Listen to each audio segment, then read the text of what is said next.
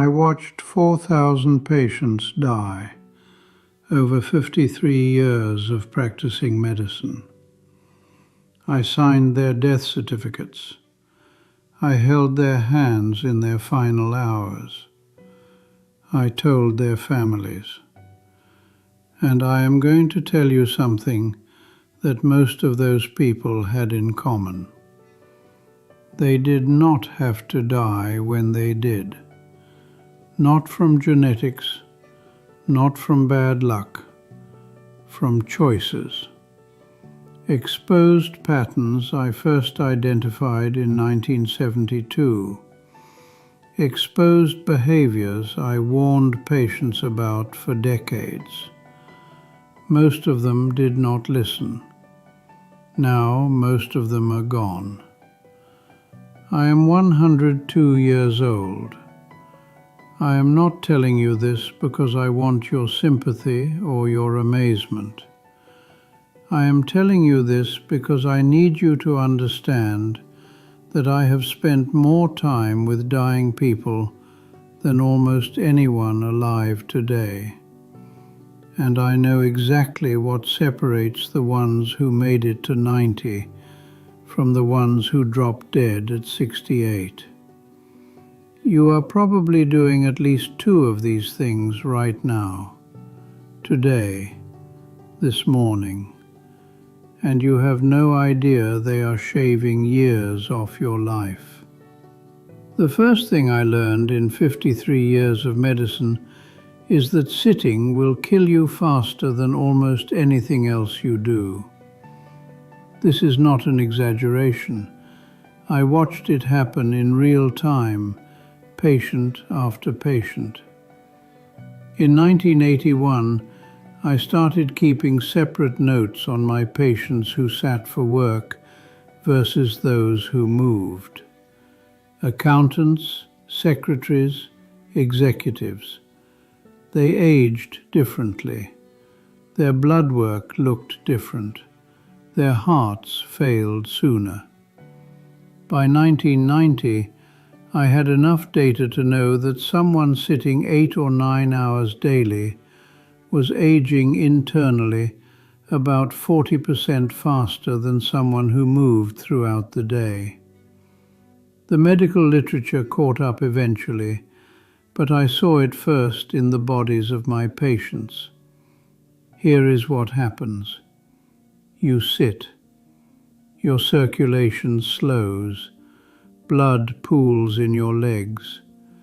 Your lymphatic system, which depends on movement to function, stagnates. Toxins accumulate. Your muscles begin to atrophy within days of reduced use. After age 60, this process accelerates dramatically because your body loses the resilience it had at 40.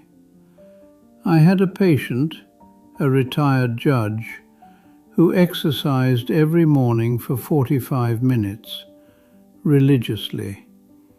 He thought he was safe, but he sat reading and watching television for 10 or 11 hours after that.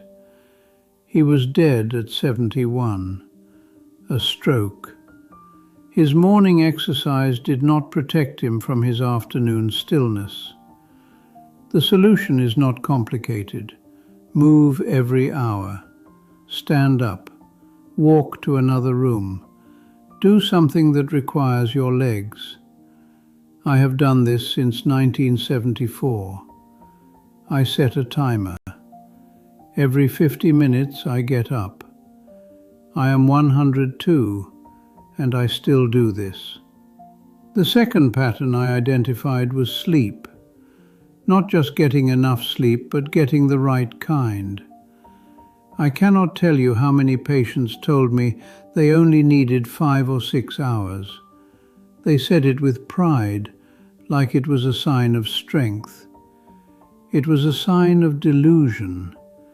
Your brain requires 7 to 9 hours to complete its repair cycles. During deep sleep, your glymphatic system flushes out metabolic waste including the proteins associated with cognitive decline. When you consistently cut your sleep short, you are allowing these toxins to accumulate night after night after night. I watched patients who slept poorly develop memory problems a full decade earlier than those who slept well. The correlation was so strong I could almost predict who would start declining based on their sleep habits in their 60s. And here is something the research is only now confirming. Broken sleep is worse than short sleep. Waking up 4 or 5 times per night, even briefly, prevents you from reaching the deep stages where restoration happens. Many of my patients did not even know they were waking. Their spouses knew, but they did not. If you wake up tired after 8 hours in bed, something is wrong.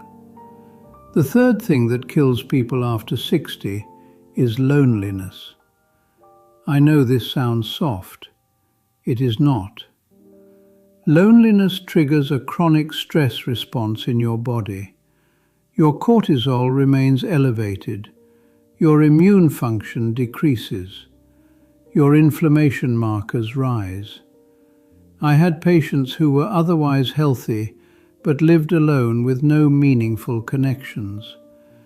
They deteriorated faster than patients with serious chronic conditions who had strong social bonds. The data on this is overwhelming now, but I saw it clinically for decades. Humans are not designed to be isolated.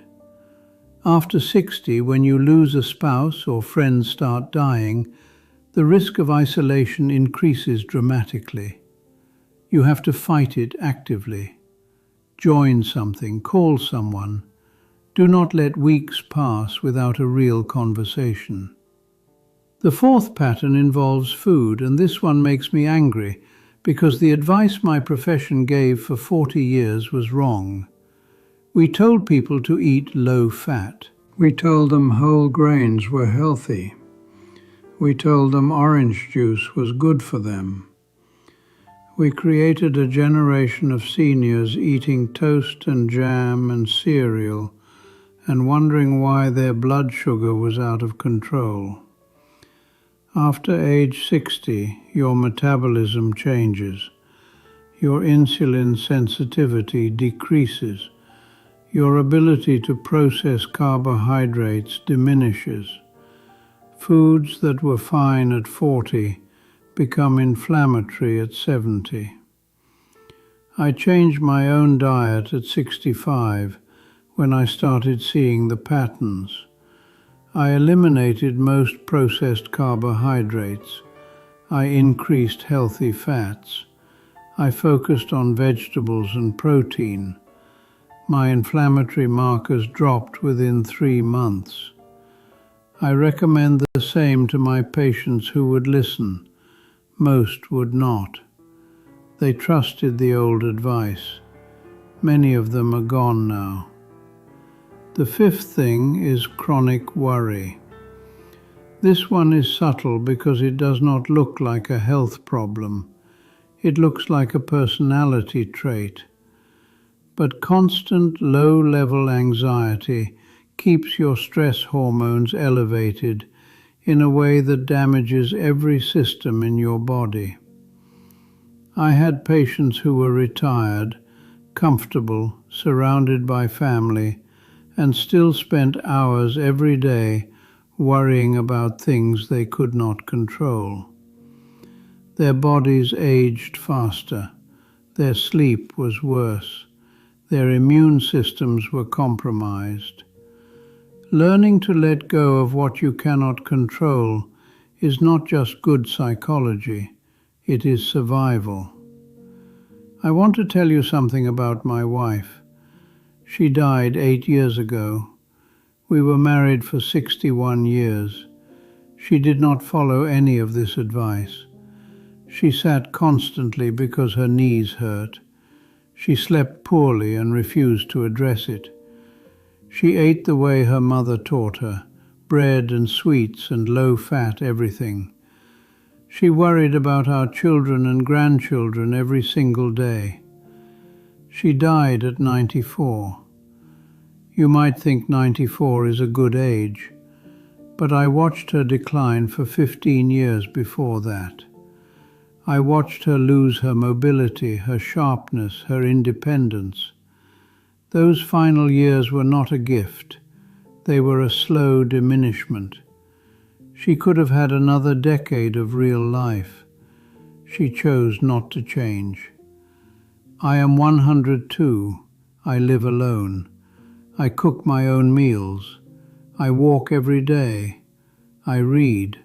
I call my grandchildren. I sleep 7.5 hours every night. I am not special. I am not lucky. I made choices. You are making choices right now, today, this hour. And I am telling you from 53 years of watching people die that those choices matter more than you want to believe. You do not have to change everything. Pick one thing. The sitting or the sleep or the isolation or the food or the worry. Fix one and the others become easier. I have buried 2 of my 3 children. I have buried my wife. I have buried 4,000 patients. I am still here. And I am telling you that most of the people I buried did not have to go when they did. You are still here too. What are you going to do about it?